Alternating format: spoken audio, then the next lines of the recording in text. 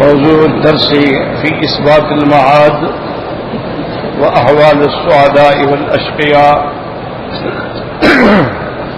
سورة النازعات تفسير ابن كثير. الحمد لله رب العالمين والصلاة والسلام على أشرف الأنبياء وسيد المرسلين سيدنا محمد وعلى آله وأصحابه أجمعين. اللهم صل على سيدنا محمد وعلى آل سيدنا محمد كما صليت على إبراهيم وعلى آل إبراهيم في العالمين إنك حميد مجيد. أعوذ بالله من الشيطان الرجيم. بسم الله الرحمن الرحيم. فإذا جاءت الطامة الكبرى يوم يتذكر الإنسان ما سعى وبرزت الجحيم لمن يرى فأما من طغى وآثر الحياة الدنيا فإن الجحيم هي المأوى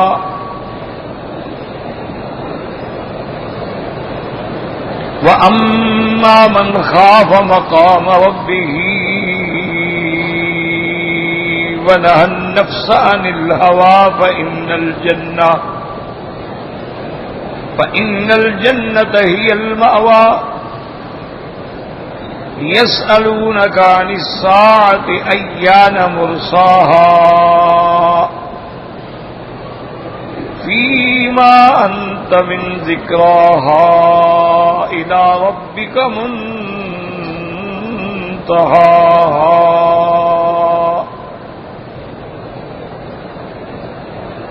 إنما أنت منذر من يخشاها كأنهم يوم يرونها لم يلبسوا إلا عشية أو ضحاها. اللہ تبارک و تعالی نے کلام مقدس کی ان آیات مبارکہ میں ارشاد فرمایا ہے کہ جب وہ قیامت آئے گی، طامہ سے مراد یوم القیامت ہے، جو سب سے بڑی دہشت ناک چیز ہو. یوم یتذکر الانسان، و پھر جس دن انسان اپنے سارے اعمال، جو کچھ اس نے دنیا میں کیا تھا خیر شر سب کو سوچے گا، یاد کرے گا، سامنے آئیں گے. وبرزت الجحیم، اور جہنم کو ظاہر کر دیا جائے گا ہر دیکھنے والے کے لیے. اور آگے اللہ نے دو شخصیتوں کے بارے میں بڑے اختصار سے مسئلہ بیان فرما دیا کہ فَأَمَّا مَنْ طَغَى، پس جو شخص سرکشی کی یعنی قوت نظریہ اس کی فاسد ہو گئی، وَآثَرَ الْحَيَاةَ الدُّنْيَا، اور اس نے دنیاوی زندگی کو آخرت سے مقدم سمجھا، ترجیح دی حیات دنیا کو آخرت پر، فَإِنَّ الْجَحِيمَ هِيَ الْمَأْوَى، بس جہنم جو ہے اس کا مقام ہے، ٹھکانہ ہے، مرجع ہے. اس کے مقابلے میں اما من خاف مقام ربہ، بس وہ شخص جو ڈر گیا پیشی والے دن سے، وَنَهَى النَّفْسَ عَنِ الْهَوَىٰ، اور اس نے روکا اپنے نفس کو خواہشات سے، فَإِنَّ الْجَنَّةَ هِيَ الْمَأْوَىٰ، پر جنت جو ہے اسی کا ماوا ہے، اسی کا ٹھکانہ ہے، اسی کا مرجع ہے. تو اب اس پہ ہم نے عرض کیا تھا میں نے کل کہ اما من خاف مقام ربہ، ایک بات اچھی طرح ذہن میں رکھ لیں کہ ایک دنیاوی نظام ہے نا، ایک اللہ کا نظام ہے. دنیا کے نظام ہیں، آپ دیکھتے ہیں کہیں پارلیمنٹ ہے، کہیں صدارت ہے، کہیں گورنر راج ہے. پھر انہوں نے معاملات کو کنٹرول کرنے کے لیے مختلف اپنے محکمے بنائے ہیں. صرف دیکھ لیں کہ جرائم کو روکنے کے لیے کتنے محکمے ہیں. کہیں پولیس ہے، پھر پولیس کے کئی ڈپارٹمنٹ ہیں. اس کے بعد رینجرز ہے، ضرورت پڑے تو پھر فوج بھی ہے، لیکن اس کے باوجود بھی جرائم کنٹرول نہیں ہوتے.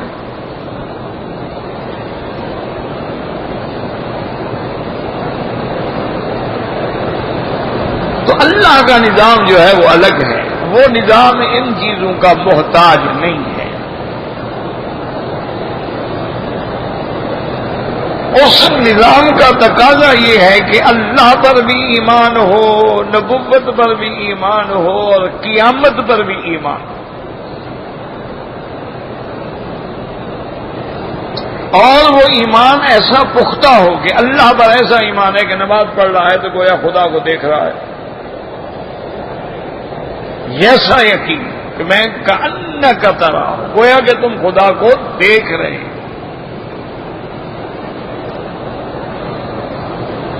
جن کے اندر یہ یقین نہیں ہوتا ان کی نماز جو ہے وہ ٹکرے ہیں، بس اللہ اکبر اللہ اکبر، اور تو کچھ نہیں. وہ نماز تو نہیں ہوتی. یہی وجہ ہے نا کہ نماز برائیوں سے روکتی ہے، لیکن کیوں نہیں روک رہی کہ نماز ہو تو روکے نا. یہ تو ایک سر سے بوجھ اتارنے والی بات ہے. یہ منافقوں کی نماز ہے کہ جب سورج پیلا ہونے لگ گیا اللہ اکبر عصر کی نماز پڑھ لی، ادھر سورج نکلنے لگا اللہ اکبر فجر کی نماز پڑھ لی. اور اگر دوپہر کو سونے کی عادت ہے تو ظہر لیٹ کر دی، اگر سونے کی عادت نہیں ہے تو جلدی پڑھ لی. یہ تو اتارنے والی بات ہوئی نا.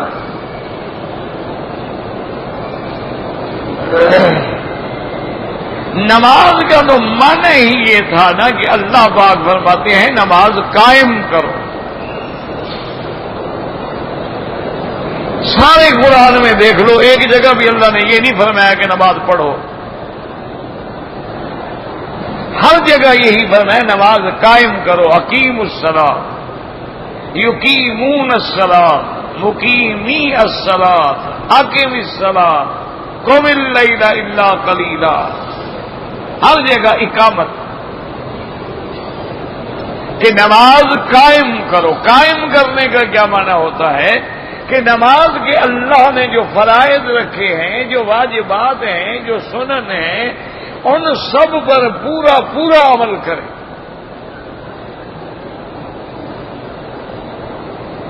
کچھ نماز سے باہر ہیں، کچھ نماز کے اندر ہیں.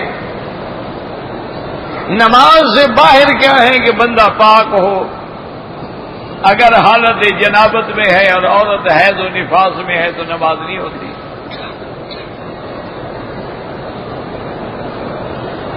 پاک ہو اور پاک حدث اکبر سے بھی ہو اور حدث اصغر بھی سے ہو. یعنی صرف وضو ٹوٹ گیا، ری نکل، ہوا خارج ہوگی، پھر بھی وضو کرے گا.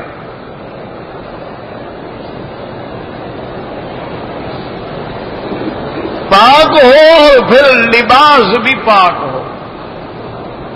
اگر کپڑا پلید ہے تو نماز نہیں ہوگی. بدن پاک ہو، لباس پاک ہو اور وہ جگہ بھی پاک ہو. اگر جگہ پلید ہے تب بھی نماز نہیں ہوگی.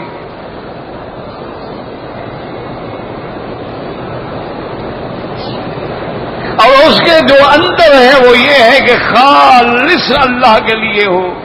وما امروا الا لیعبدوا اللہ مخلصین لہ الدین.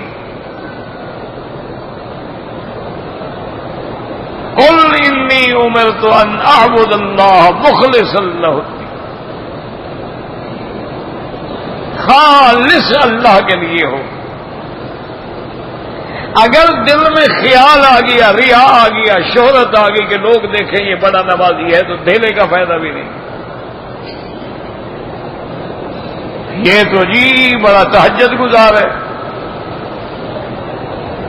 یہ تو جناب ماشاءاللہ نماز کا عاشق ہے، اور دل میں اگر یہ خیال ہے کہ لوگ یہ کہیں نماز کا تو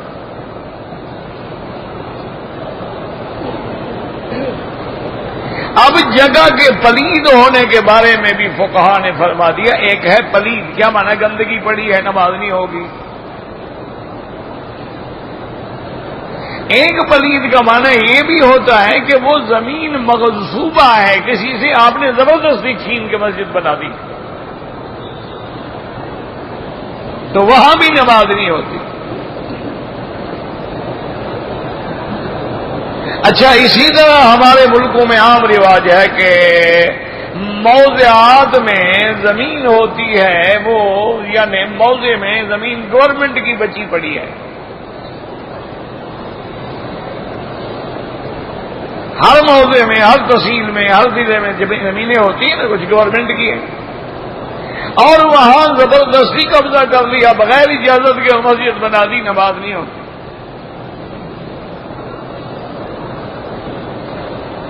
اگر آپ نے حرام کے پیسے سے مسجد بنائی ہے، رشوت کے پیسے سے، سود کے پیسے سے، انشورنس کے پیسے سے، بالکل نماز نہیں ہوتی. پیسہ ہی حرام کا لگا ہوا ہے. جب مال حرام اندر ہو تو دعا منظور نہیں ہوتی، تو نماز کیسے منظور ہوگی؟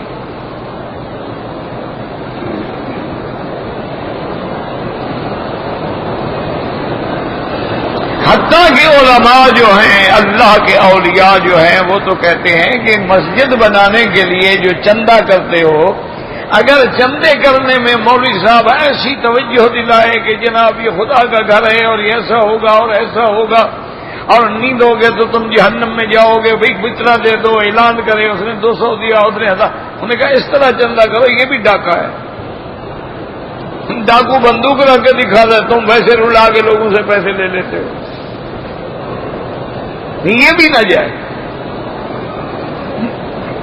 چندے کا معنی یہ ہوتا ہے کہ ضرورت رکھ دو کہ بھائی ہم یہاں مسجد بنا رہے ہیں، جس کو اللہ توفیق دے ڈال دے بس. اب یہ تو نہیں نا کہ اس کو آپ جبر کر رہے ہیں، بار بار کہہ رہے ہیں، ہر وقت تانا دلا رہے ہیں.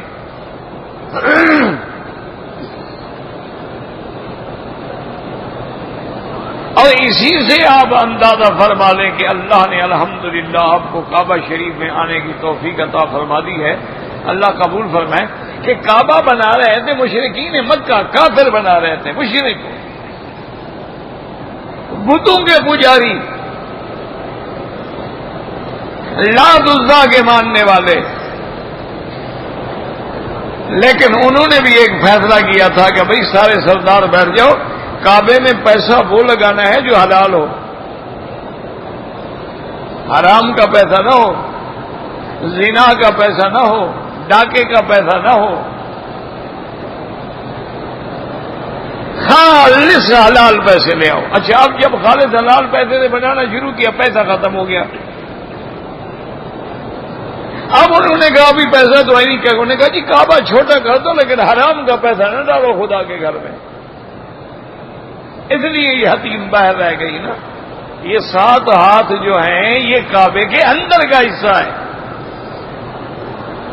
7 ہاتھ انہوں نے کہا چھوڑ دو، کعبہ مختصر کر دو لیکن حرام نہ لگاؤ. اب خود اندازہ کر لیں کہ ابو جہل تو خدا کے گھر پہ حرام نہیں لگاتا اور کلمے پڑھنے والا.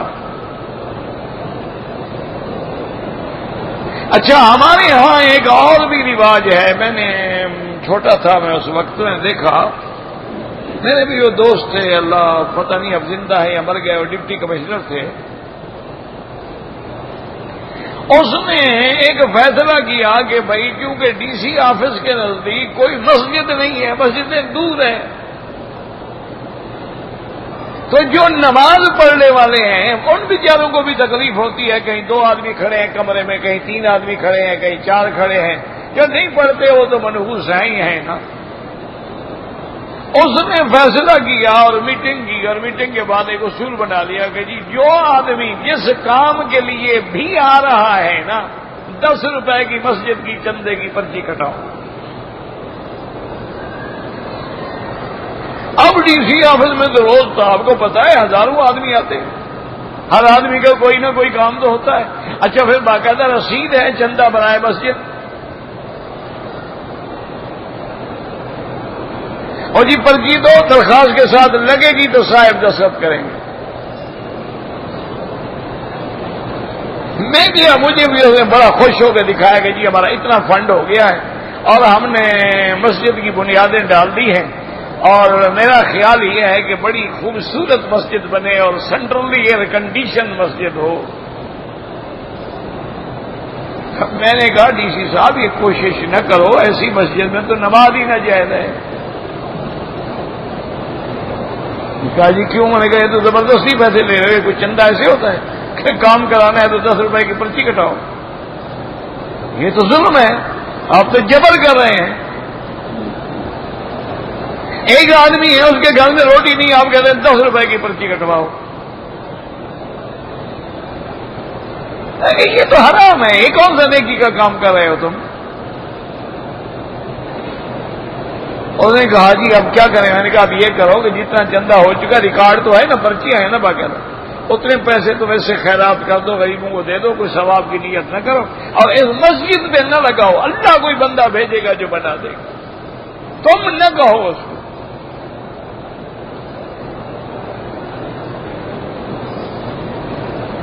تو اللہ کے گھر بن جاتے ہیں، کوئی مسئلہ نہیں ہوتا، ایک ابتدا کر دو، باقی خدا کا گھر خدا خود بناتے ہیں۔ تو اب یاد رکھیں کہ اگر جگہ پلید ہے یا حرام کے پیسے سے ہے یا ارض مغصوبہ ہے، اس میں بھی نماز نہیں ہوتی۔ نماز میں اخلاص نہ ہو نماز نہیں ہوتی۔ نماز میں قیام ہے، اگر کھڑا نہ ہو ویسے بیٹھے بیٹھے نماز پڑھے تب بھی نماز ہے۔ ہاں یہ کیا مجبور ہے، کھڑا نہیں ہو سکتا، وہ بیٹھ کے بھی نماز پڑھ سکتا ہے، لیٹ کے بھی پڑھ سکتا ہے، اشارے سے بھی پڑھ سکتا ہے، لیکن آمدن اگر نہ کھڑا ہو نماز نہیں ہوگی، اگر توجہ الی القبلہ نہ ہو نماز نہیں ہوگی، اگر نماز میں سورت فاتحہ اور قرآن کی کوئی سورت تلاوت نہیں کرے گا تب بھی نماز نہیں ہوگی۔ تو ان چیزوں کا خیال ہی نہ ہو تو پھر کیسی نماز؟ اور ان سب کے ساتھ یہ ہے کہ نماز میں خشوع ہو۔ والذین هم فی صلاتهم خاشعون والذین هم علی صلواتهم یحافظون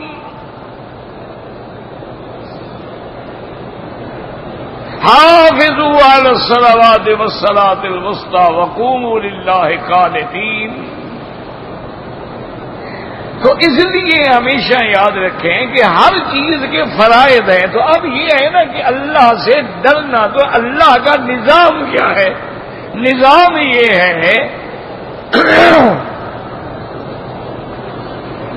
کہ سب سے پہلے اللہ کی الوہیت پر ایمان لاؤ۔ سب سے پہلی شرط یہ ہے آمنت باللہ، اور وہ ایمان ایسا ہو کہ الہ بھی وہی ہے، مشکل کشا بھی وہی ہے، نفع نقصان دینے والی ذات بھی اسی کی ہے، اور ہمارے ہر عمل کو وہ دیکھتا ہے، جانتا ہے، دیکھ رہا ہے۔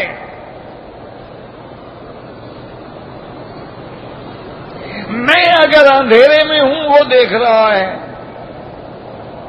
اگر سلیمان علیہ السلام مچھلی کے پیٹ میں بند ہیں وہ دیکھ رہا ہے، ایک بچہ ماں کے رحم کے 3 اندھیریوں میں ہے وہ دیکھ رہا ہے۔ جب یہ یقین کامل ہوگا تو ایمان بنے گا، اور پھر عبادت ہی اسی کی ہو۔ ایاک نعبد، صرف تیری ہی عبادت کرتے ہیں، اگر ساتھ کسی اور کی بھی کر دی تو شرک ہو گیا۔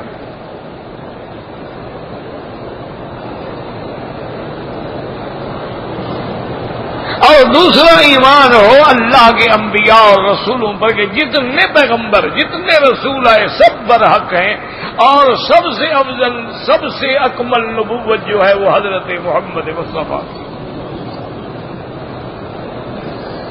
حضور پر ایمان کا کیا معنی ہے؟ یعنی ایمان ہو لیکن کہنا نہ مانو. حضور پر ایمان ہے، جان قربان ہے، لیکن حضور کی سیرت و صورت اختیار نہ کرو. اللہ کے نبی پر بھی بالکل اللہ کے نبی کا تو نام لے کے ہم چوم لیتے ہیں. جناب نام تو چوم لو، لیکن حضور پاک نے جو نماز فرمائی، روزہ فرمایا، اوامر ہے، نواہی ہے، منکرات ہے، وہ تو آپ کو اس کو پتہ ہی نہیں.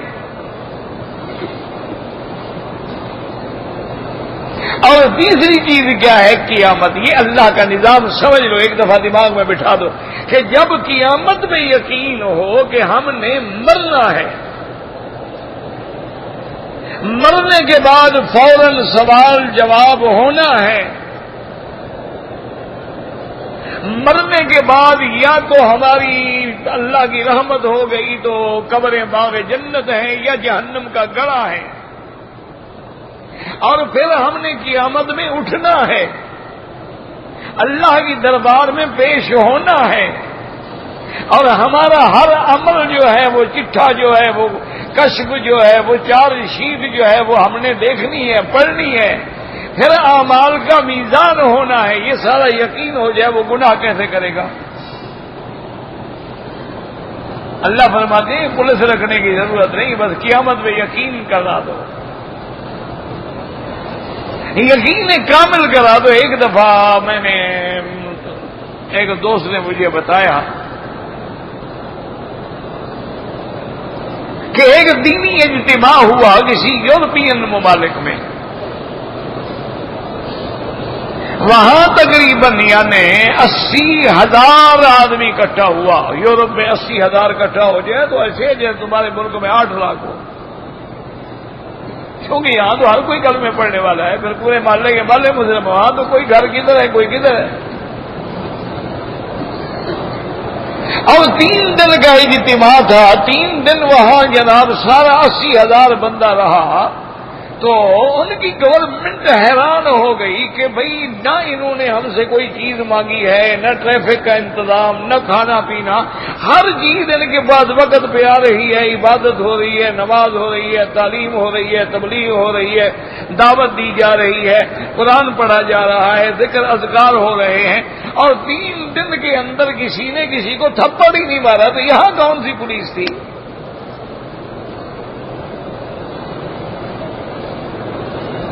اب دیکھو نا اللہ کی رحمت سے کتنا لوگ عمرے پہ آئے ہوئے ہیں. یعنی اس وقت تک تقریباً 13 لاکھ ویزا لگ چکا ہے، اور ہر مہینے میں مزید 4 لاکھ آتے رہیں گے، جاتے رہیں گے. رمضان المبارک میں یعنی 27 یا 29 کی راتیں جو ہیں تقریباً 30 لاکھ کا اجتماع ہو جاتا ہے. اب 30 لاکھ جہاں جمع ہو، نہ ڈاکہ ہو، نہ چوری ہو، نہ اغوا ہو، نہ کوئی کسی کو تھپڑ مارے، یہ کون سی پولیس روک رہی ہے؟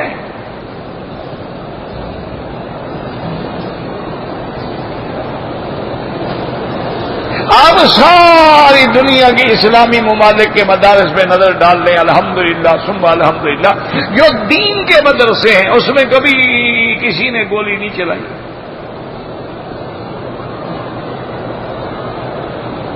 انہوں نے کبھی اپنے استاد پہ فائر نہیں کیا،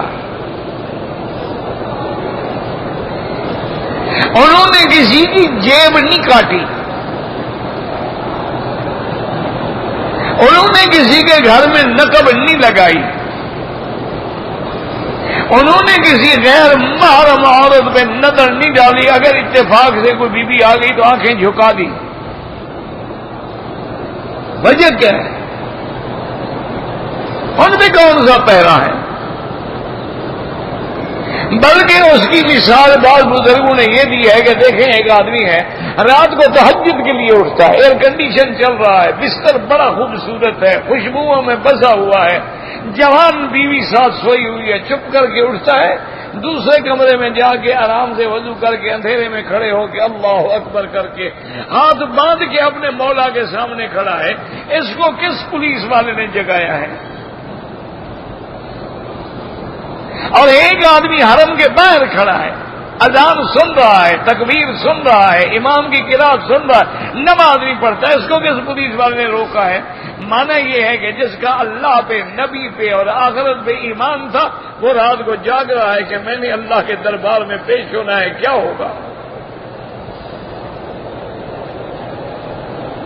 وہ نماز میں بھی کھڑا ہے، نماز بھی پڑھ رہا ہے، پھر بھی کانپ رہا ہے۔ والذین یؤتون ما آتوا وقلوبهم وجلہ، اللہ نے فرمایا میرے مومن بندے تو وہ ہے میرے حکم کی تعمیل بھی کرتے ہیں اور پھر ڈر بھی رہے۔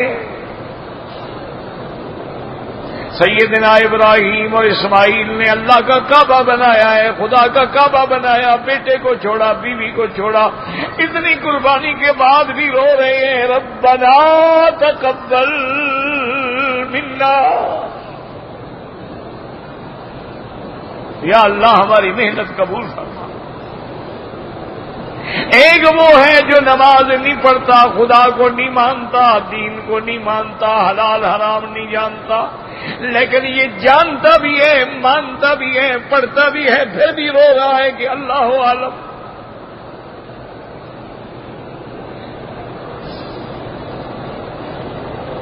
اذا تلیت علیہم آیاتہ زادتہم ایمانا، تو یاد رکھیں کہ جن کے دل میں خوف ہے کہ یوم یقوم الناس لرب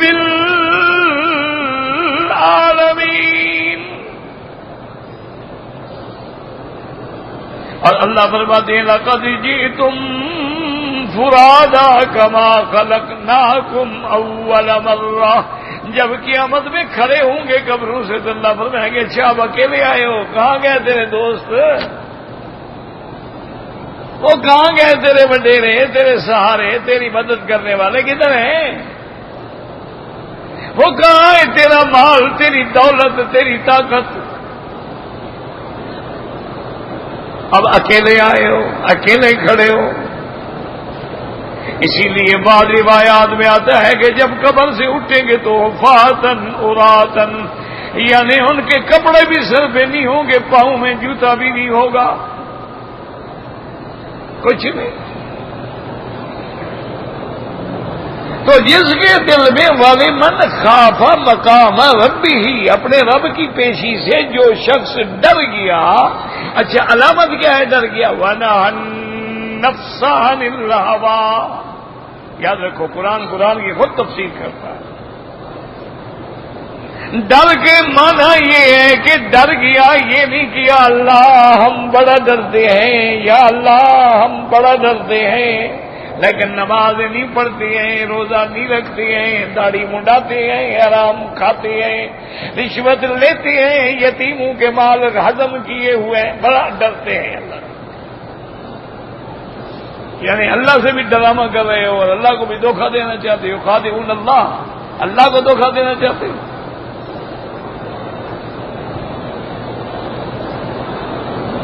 وَنَهَى النَّفْسَ عَنِ الْهَوَىٰ، ہوا کہتے ہیں خواہشات، کہ نفس کی خواہش ہے کہ بھائی آج چلتے ہیں ذرا ہلا گلا، میلہ ٹھیلا، مجرا شجرا، لیکن ایمان کہتا ہے یہ چیزیں حرام ہیں، اس کے قریب نہ جاؤ۔ اپنے نفس کی خواہشات، ہر بندہ چاہتا ہے کہ میں رات کو اٹھوں تو صبح لاکھ پتی کروڑ پتی بن جاؤں، لیکن حرام کے ذریعے سے، لیکن وہ کہتے ہیں ہرگز نہیں۔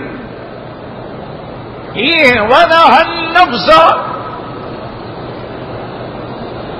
اپنے نفس کو کچلنے والا۔ اور یاد رکھو کہ نفس جو ہے وہ 3 قسم پہ ہوتی ہیں، جن کا اللہ نے قرآن میں ذکر فرمایا وَمَا أُبَرِّئُ نَفْسِي إِنَّ النَّفْسَ لَأَمَّارَةٌ بِالسُّوءِ، یہ نفس امارہ ہے جو ہر وقت برائی کی طرف مائل ہے۔ اس لیے دیکھ لیں کہ یوسف علیہ السلام کا بھی نفس ہے اور امرات العزیز کا بھی نفس ہے۔ اللہ فرماتے ہیں وَلَقَدْ هَمَّتْ بِهِ وَهَمَّ بِهَا اس نے ارادہ کیا اور اس نے بھی ارادہ کیا، لیکن دونوں کے ارادے میں فرق ہے۔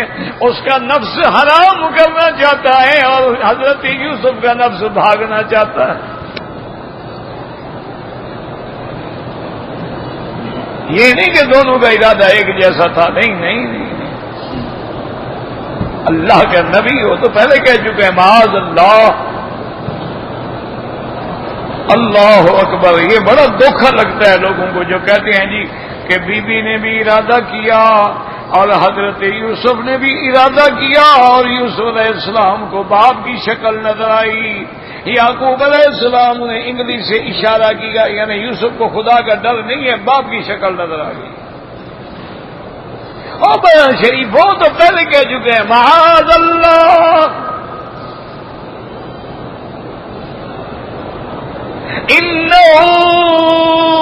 ربی احسن مثوائی انہ لا یفلح الظالمون۔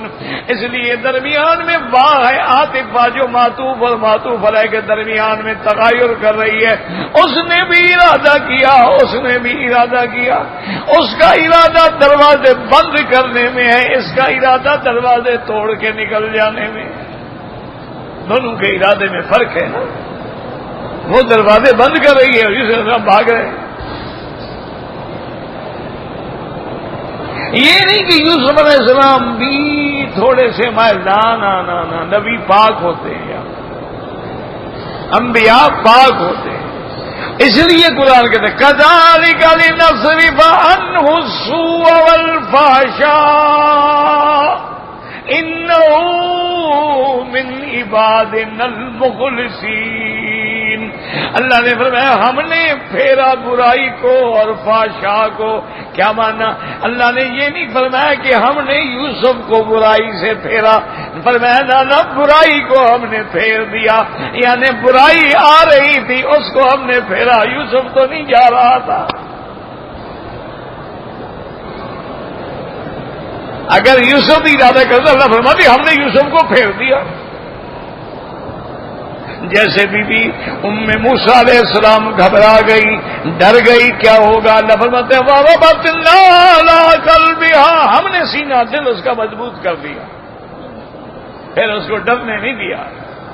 تو یہاں اللہ نے یہ نہیں فرمایا کہ ہم نے یوسف کو مضبوط کر دیا، یوسف کو پھرنے نہیں دیا، نہیں فرمایا نہ وہ سوء اور فحشاء آ رہا تھا لیکن ہم نے اس کو موڑ دیا، یوسف کی طرف آنے ہی نہیں دیا۔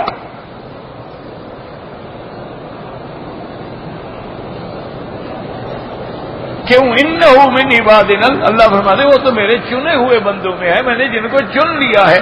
تو اللہ چن لے پھر بھی وہ برائی کا ارادہ کرتے ہیں۔ عصمت انبیاء کے جو منکر ہیں نا، اللہ بچائے اللہ بچائے اللہ بچائے۔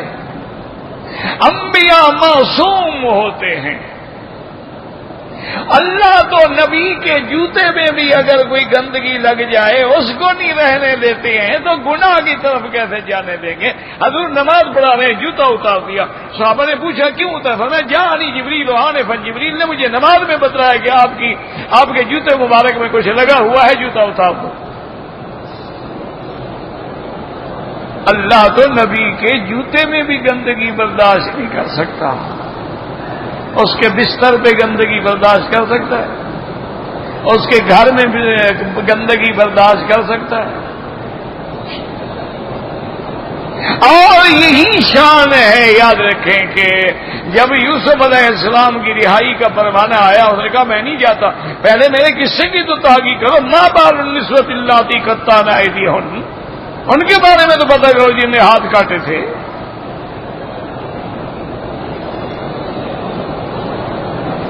اور جنہوں نے مکر کیا تھا، ان ربی بکیدہن علیم، اللہ ان کے مکر کو جانتے ہیں۔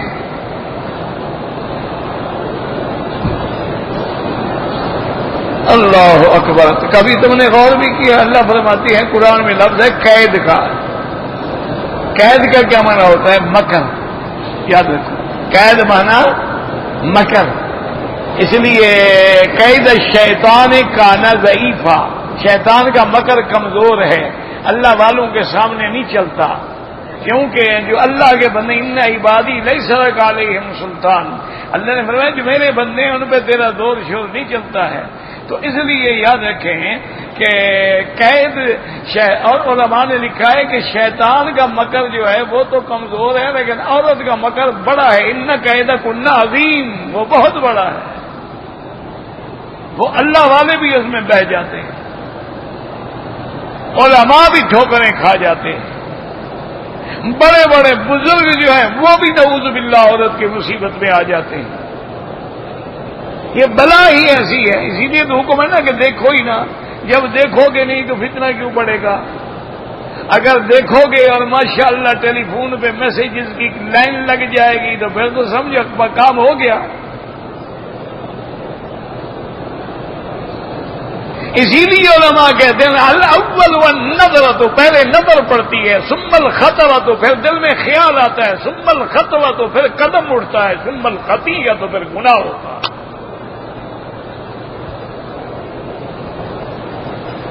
اسی لیے اللہ نے پہلے روک دیا ہے کل المؤمنین غضوا من ابصارہم، آنکھیں نیچے کرو، دبا کے رکھو آنکھوں کو.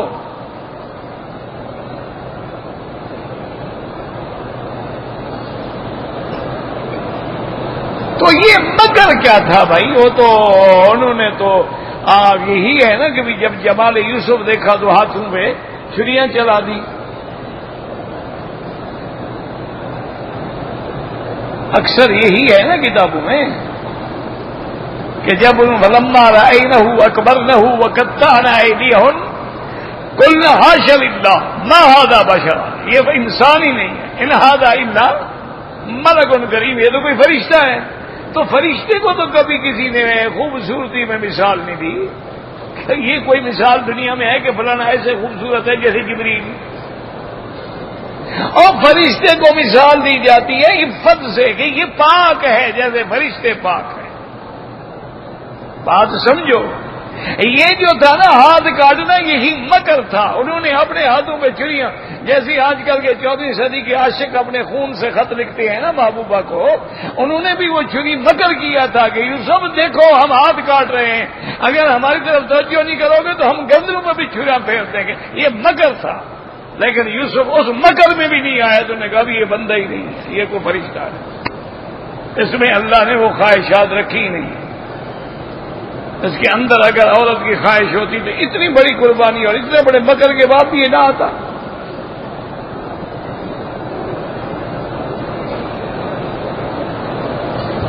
اللہ اکبر.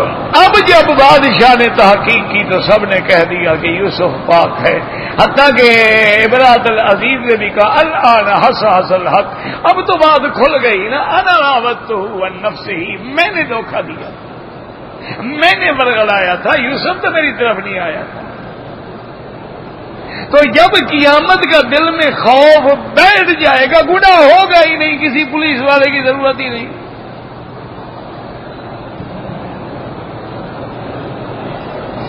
امام ابو حنیفہ رحمۃ اللہ علیہ کپڑے کی تجارت بھی کرتے تھے. ایک دکان پہ کپڑا تھا، اس میں کہیں تھوڑا سا داغ تھا.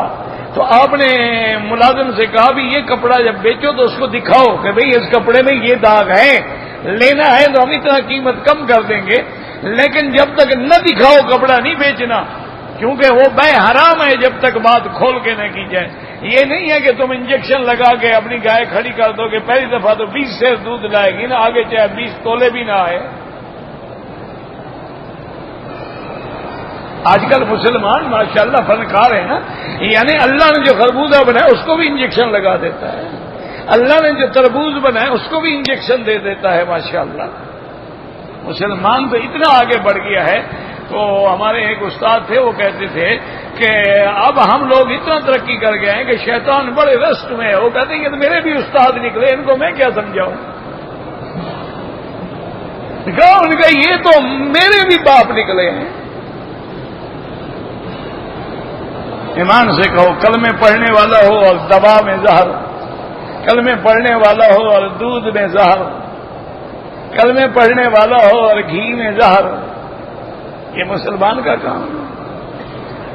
او یار کلمہ تو چھوڑ دو، کافر ہے، انگریز ہے، دشمن ہے ہمارا، لیکن وہ ایسا نہیں کرتا کہ کسی چیز میں کوئی ملاوٹ کرے. اگر ہے لکھ دے گا اس میں اتنا پرسنٹ یہ ہے، اتنا پرسنٹ یہ ہے، اتنا پرسنٹ یہ ہے، اس میں فیٹ اتنا ہے اور یہ لو فیٹ ہے، یہ ہائی فیٹ ہے، یہ پوری کریم ہے، یہ آدھی کریم نکلی ہوئی ہے، یہ کریم والا ہے، یہ بغیر کریم، ہر چیز لکھی. مسلمان کہے گا نہیں جناب یہ خالص دودھ ہے جی، میرے گھر کا دودھ ہے، 1 کلو دودھ میں صرف 10 کلو پانی ملایا ہے میں نے، بالکل خالص ہے. کیونکہ زیادہ خالص دودھ پیو گے تو کولیسٹرول دوبارہ بڑھ جائے گا، وزن موٹا ہو جائے گا، میں نے پانی ملا دیا ہے، تکلیف ہی نہ ہو. 10 گلاس پی جاؤ تو 1 گلاس نہ بنے. انا للہ و انا. تو اب یاد رکھو اللہ کا نظام کیا والے من خاف مقام ربہ، اللہ سے ڈر گیا تو نفس کو روک دیا. جس نے نفس کو نہیں روکا مانا اللہ سے نہیں ڈرا. اس لیے ہمیشہ یاد رکھیں کہ نفس امارہ ہوتا ہے، اس کے بعد جب اس کو سدھایا جائے تو پھر لوامہ بنتا ہے، اور جب اس کی بالکل اچھی طرح پالش ہو جائے، کسی اللہ والوں کی صحبت میں رہ کے ٹھیک ٹھاک رگڑا لگ جائے، پھر نفس مطمئنہ بن جاتا ہے. ایک نفس امارہ ہوتا ہے، ان النفس لامارۃ بالسوء، اور دوسرا نفس کیا ہے لا اقسم بیوم القیامت ولا اقسم بالنفس اللوامہ، اور ایک مطمئنہ ہوتا ہے یا ایتھا النفس المطمئنہ. لیکن یہ مطمئنہ کیسے بنے گا جب تم اللہ والوں کی صحبت اختیار کرو گے. یا ایھا الذین آمنوا اتقوا اللہ وکونوا مع الصادقین. اور صادقین کون ہیں؟ جو صالحین ہیں. صادقین کون ہیں؟ جو انبیاء ہیں. صادقین کون ہیں؟ جو صدیقین ہیں. صادقین کون ہیں؟ جو اللہ کے خود اللہ نے بتا دیا نعم اللہ علیہم من النبیین والصدیقین والشہداء والصالحین وحسن اولئک رفیقا ذلک الفضل من اللہ وکفی باللہ علیما. واللہ اعلم. اب میں کل مسئلے بیان کر رہا تھا تو خدا کرے کوئی آپ کو یاد بھی ہو. سب سے پہلا مسئلہ جو میں نے عرض کیا تھا نا عمرے کا، آسان کیا ہے کہ عمرے کرنے سے پہلے، نیت کرنے سے پہلے غسل کرو اور اپنے ملک کے ایئرپورٹ پہ احرام باندھو. راستے میں تمہیں پتہ ہی نہیں لگے گا کہ میقات گزر گیا.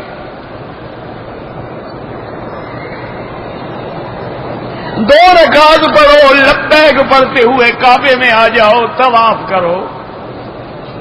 طواف کے 7 چکر ہیں، حجر اسود سے شروع کرو، حجر اسود پہ ختم کرو، 1 چکر ہوگا. اور پہلے 3 چکروں میں رمل بھی کرو اور کندھا نکالو، پورے 7 چکروں.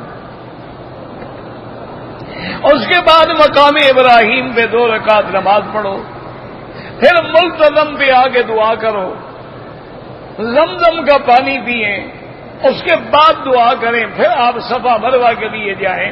اور صفا کہاں سے شروع کریں گے؟ جبل صفا سے شروع کریں گے، مروہ پہ ختم کریں گے.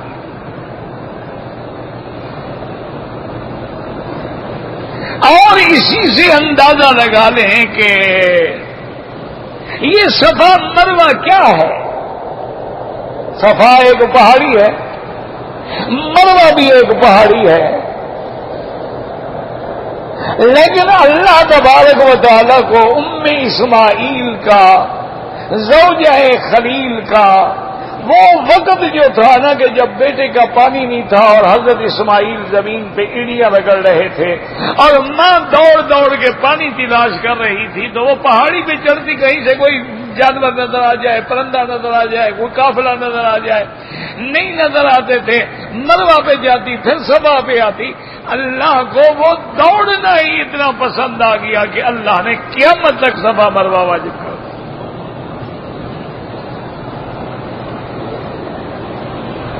اور اسی سے مسئلے بھی ساتھ ساتھ سمجھا کرو. اگر ایک مسئلہ بھی سمجھ لو تو اللہ کا شکر کرو. اب دیکھیں ایمان سے، حضرت اسماعیل کی اماں جو ہے وہ کب پیدا ہوئی؟ کسی کو تاریخ میلاد آتی ہے؟ آتی ہے؟ اچھا، اسماعیل علیہ السلام کب پیدا ہوئے؟ حضرت ابراہیم اور خلیل کب پیدا ہوئے؟ تو ہمیں اللہ نے قرآن میں سبق دیا ہے کہ میں اپنے بندوں کے جو اعمال مقبولہ ہیں ان کے عمل کو قیامت تک نمونہ بنا دیتا ہوں. میلاد نمونہ نہیں، عمل محمد مصطفیٰ نمونہ ہے. میں نے یہ حکم نہیں دیا کہ اسماعیل کا میلاد بناؤ. میں نے یہ حکم نہیں دیا کہ اسماعیل کا عرس مناؤ. میں نے یہ حکم نہیں دیا کہ اسماعیل کی قبر تلاش کر کے غلاف ڈالو، چڑھاوے چڑھاو. وہ جو عمل کیا تھا اس عمل کو میں نے زندہ کر دیا کہ قیامت تک نبی بھی دوڑے گا، ولی بھی دوڑے گا.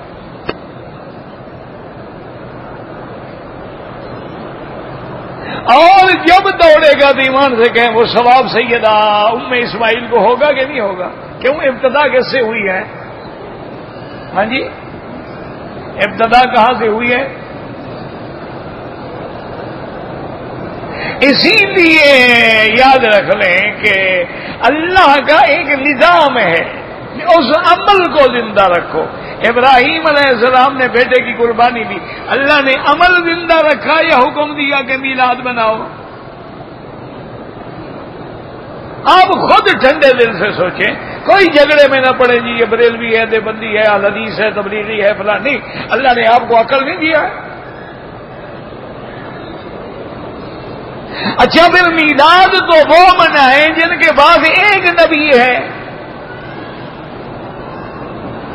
نہیں سمجھ آئی بات؟ توجہ کرو گے تو سمجھ آئے گی. اگر دماغ کوئی اور طرف ہوگا پھر سمجھ نہیں آئے گی. جن کے بعد نبی ہی ایک ہے، حضرت عیسیٰ علیہ السلام. اور نصرانیوں کے بعد اور کوئی نبی ہے؟ اور کسی کو مانتے ہیں؟ چلو وہ تو میلاد منا لیں، ہم تو 1,24,000 کو مناتے ہیں، ہم کیا کریں؟ بھئی ان کے پاس ایک ہی پیغمبر ہے نا، وہ تو باقی کسی کو نہیں مانتے. یہودی صرف موسیٰ علیہ السلام کو مانتے ہیں، اور عیسیٰ علیہ السلام کو بھی نہیں مانتے. اور ہمارا ایمان تو یہ ہے کہ ہم تمام اللہ کے انبیاء اور رسولوں کو مانتے ہیں. لا نفرق بین احد من رسلہ، ہم کبھی تفریق نہیں کرتے کہ حضور کو مانے اور عیسیٰ کو نہ مانے یا موسیٰ کو نہ مانے. ہمارا ایمان ہے حضرت آدم سے لے کر حضرت محمد مصطفیٰ تمام انبیاء پر اگر ایک پر بھی ایمان نہیں لاؤ گے تو کافر ہو جاؤ. تو پھر اگر 1,24,000 پیغمبر کا میلاد منانا ہو تو کتنے دن چاہیے؟ سال میں تو کل 360 دن ہوتے ہیں. پھر تو نماز پڑھیں نہ روزہ رکھیں، اور یہی میلاد میں کھڑے رہیں جھنڈیاں لگا کے کہ جی آج حضرت آدم کا میلاد ہے، آج ابراہیم کا ہے، آج اسماعیل کا ہے، آج الیاس کا ہے، آج زکریا کا ہے، آج یحییٰ کا. بس یہی کام کرتے ہیں. اللہ نے ہمیں نظام بدلا دیا کہ لقد کان لکم فی رسول اللہ اسوۃ حسنہ. اللہ نے بدلا دیا کہ میرے ماننے والوں، میرے بندوں، تمہارے لیے میں نے اپنا نبی بھیجا ہے. میرا مدنی کا ہر عمل تمہارے لیے نمونہ ہے. اس لیے حضرت عمر نے کہا تھا کہ الا یا ایھا الحجر، اے وہ پتھر، لا تنفع ولا تضر، تو نہ کوئی نفع دیتا ہے نہ نقصان دیتا ہے. تم تو کہتے ہو نا فیروزہ بھی نفع دیتا ہے، تم تو کہتے ہو نا یاقوت اور زمرد بھی نفع دیتا ہے. اتنا حضرت عمر کا ایمان دیکھو، وہ جنت کے پتھر کو کہہ رہا ہے خبردار کوئی نفع نقصان. میں تمہیں بوسہ کیوں دے رہا ہوں؟ قبل رسول اللہ، اللہ کے نبی نے بوسہ دیا ہے، میں تو اپنے مدنی کے بوسے کو بوسہ دے رہا ہوں. اچھا حضور نے بوسہ دیا، قیامت تک بوسہ سنت ہے کہ نہیں؟ کہ پہلے ہم حجر اسود کا میلاد بنائیں گے جی آپ کب تشریف لائے تھے، اور پھر آپ کتنے دفعہ کعبہ شریف سے چوری ہوئے، پھر ہر سال کا منائیں نا. پھر جب آپ ٹوٹ گئے تو آپ کو دوبارہ جوڑا کس نے؟ اور آپ کو جب یمن والے اٹھا کے لے گئے تھے تو پھر آپ کو ڈھونڈا کس نے؟ آپ مسئلے سمجھو، اللہ کے نزدیک اس عمل کو باقی رکھنا ہے. اب یہ 2 رکعت جو ہم طواف میں مقام ابراہیم کے پیچھے پڑھیں گے، خدا جانتا ہے کہ قیامت تک اللہ کی ساری مخلوق پڑھتی رہے گی اور ثواب حضرت عمر کو بھی ہوتا رہے گا۔ کہتے رضی اللہ عنہ۔ کیوں یہ مشورہ کس نے دیا تھا؟ حضور نے پوچھا تھا نا صحابہ سے کہ بھی طواف کے بعد 2 رکعت تو پڑھنی ہے، لیکن کہاں پڑھیں؟ کسی نے کہا جی دروازے کے سامنے پڑھیں، کسی نے کہا جی حتیم میں پڑھیں، کسی نے کہا جی مقام حجر اسماعیل پہ پڑھیں۔ اور حضرت عمر سے جب پوچھا، انہوں نے کہا میرا مدنی اگر آپ کا حکم ہے تو پھر میرا مشورہ یہ ہے کہ آپ کا دین ملت ابراہیم ہے اور آپ جو ہے ابراہیم خلیل کے طریقے پہ چلنے والے ہیں، اور کعبہ بھی ابراہیم کی بنا ہے، ملت بھی ابراہیم ہے، دین بھی ابراہیم ہے، اور آپ بھی اس کے اولاد میں سے ہیں، اور میرا دل یہ چاہتا ہے جس پتھر پہ کھڑے ہو کے ابراہیم نے خدا کا گھر بنایا تھا، آپ اسی پتھر کے پیچھے کھڑے ہو کے نماز پڑھ لیں۔ یہ مشورہ دینے والا کون تھا؟ تو پھر کیا ہوگا؟ شیعہ وہاں نماز نہیں پڑھے گا، دیکھا نہیں سب سے زیادہ قریب تو وہی کھڑے ہوتے ہیں، راستہ نہیں دیتے گزرنے کا۔ اللہ کو یہ ادا اتنی فرمایا واتخذوا من مقام ابراہیم مصلی۔ یاد رکھو مشورہ عمر کا تھا، لیکن حکم کس کا ہے؟ اگر اللہ کا حکم نہ آتا تو پتہ نہیں حضور کسی اور جگہ کھڑے ہو جاتے، لیکن مشورہ قبول ہو گیا، حکم پھر بھی میرے مولا نے دیا، تو ہم طواف کرتے ہیں تو حکم کس کا ہے؟ وَلْيَطَّوَّفُوا بِالْبَيْتِ الْعَتِيقِ۔ اللہ نے فرمایا تھا ابراہیم ہم نے آپ کو اس کعبے میں کیوں بھیجا ہے؟ طَهِّرْ بَيْتِيَ لِلطَّائِفِينَ وَالْعَاكِفِينَ وَالرُّكَّعِ السُّجُودِ۔ میرے گھر کو بتوں سے بھی پاک کرو، نجاسات ظاہری سے بھی، باطنی سے بھی، مانوی سے بھی پاک کر لو۔ تو ہمیں طواف کا حکم کس نے دیا ہے؟ ہاں جی بھئی کعبے کا طواف کرتے حکم کس نے دیا؟ اور جو قبروں کا کرتے اس کا حکم کس نے دیا؟ ہاں جی قبر شریف کے جو ہاتھ باندھ کے کھڑے ہوتے ہو ماشاءاللہ، اتنی نماز میں ادب سے کھڑے نہیں ہوتے جتنی داتا کی مزار پہ کھڑے ہوتے ہیں۔ ایسے ہاتھ باندھ کے جھوم رہے ہوتے ہیں۔ انا للہ و انا الیہ راجعون۔ او خدا کے بندے، وہ حضرت علی ہجویری کس کے آگے ہاتھ باندھ کے کھڑے ہوتے تھے؟ حضرت علی، حضرت عبد القادر جیلانی جب نماز پڑھتے تھے کس کے آگے ہاتھ باندھ کے کھڑے ہوتے تھے؟ اگر ہم طواف کر رہے ہیں تو ہندوؤں کی طرح کوئی پتھر کو نہیں پوج رہے ہیں، ہم تو اللہ کے حکم پہ طواف کر رہے ہیں۔ اسی لیے اللہ نے کچھ عرصے کے لیے بیت المقدس کو کعبہ بنا دیا، پھر بیت المقدس کے بجائے کعبے کو کعبہ بنا دیا، تاکہ سمجھ آ جائے کہ ایمان والا میرے حکم پہ سجدہ کرتا ہے، وہ کسی گھر کو سجدہ نہیں کرتا۔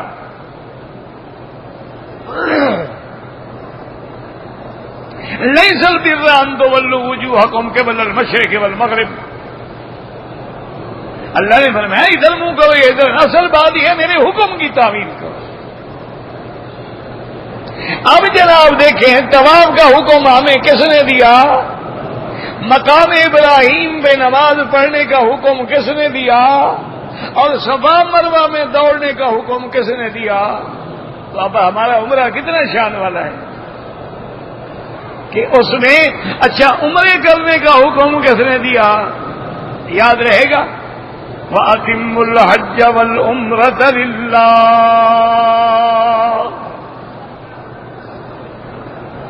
اللہ پاک نے فرمایا عمرے کا حکم بھی اللہ نے دیا ہے، اور اس کے بعد جناب آپ حیران طواف کرنے کا حکم بھی کس نے دیا؟ اللہ نے دیا وَلْيَطَّوَّفُوا بِالْبَيْتِ الْعَتِيقِ۔ اور اس کے بعد مقام ابراہیم پہ نماز کا حکم کس نے دیا؟ وَاتَّخِذُوا مِن مَّقَامِ إِبْرَاهِيمَ مُصَلًّى۔ اور اس کے بعد صفا مروہ پہ دوڑنے کا حکم کس نے دیا؟ اللہ نے دیا۔ تو ایمان سے کہ اچھا اب جب صفا مروہ دوڑ لی سر منڈانا ہے، اس کا حکم کس نے دیا؟ ایمان سے کہیں ہماری عبادت حکم اللہ کا ہے، نمونہ محمد الرسول اللہ کا۔ یاد رکھ لو، حکم کس کا ہے؟ اللہ کا ہے، اور نمونہ کس کا ہے؟ محمد الرسول اللہ کا ہے۔ اللہ اسی پہ زندہ رکھے اور اسی پہ موت عطا فرمائے۔ ربنا تقبل منا انک انت السمیع العلیم وتب علینا انک انت التواب الرحیم۔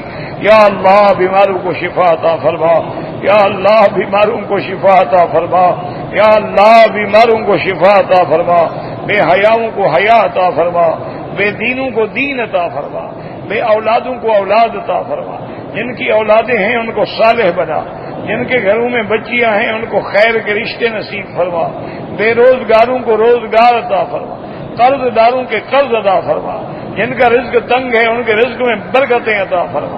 یا اللہ عالم اسلام کی حفاظت اور عزت اور غلبے کا فیصلہ فرما۔ یا اللہ کفار کو ذلت میں شکست سے دو چار فرما۔ یا اللہ مسلمان جس ملک میں ہیں، جس جگہ میں ہیں، ہوا میں ہیں، فضا میں ہیں، بر میں ہیں، بحر میں ہیں، ان کی جان مال آبرو عزت کی حفاظت فرما۔ یا اللہ حرمین الشریفین اور بلد الامین کو قیامت تک ہر فتنے سے محفوظ فرما۔ یا اللہ ہمیں مانگنے نہیں آتا بغیر مانگے عطا فرما۔ یا اللہ ہمیں مانگنے نہیں آتا بغیر مانگے عطا فرما۔ یا اللہ ہمیں حرمین الشریفین کے ثمرات و برکات نصیب فرما۔ یا اللہ طواف کے ثمرات و برکات نصیب فرما۔ یا اللہ عمرے کے ثمرات و برکات نصیب فرما۔ یا اللہ اپنے گھر کی حاضری کے ثمرات و برکات نصیب فرما۔ ربنا آتنا فی الدنیا حسنۃ وفی الآخرۃ حسنۃ وقنا عذاب النار۔ صلی اللہ تعالی علی خیر خلقہ سیدنا محمد وعلی آلہ وصحبہ اجمعین۔ اللہم صل علی سیدنا محمد وعلی آل سیدنا محمد وبارک۔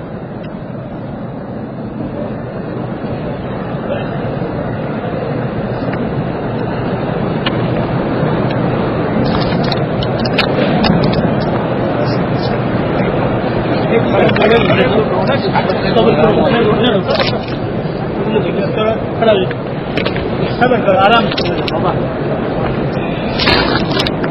سے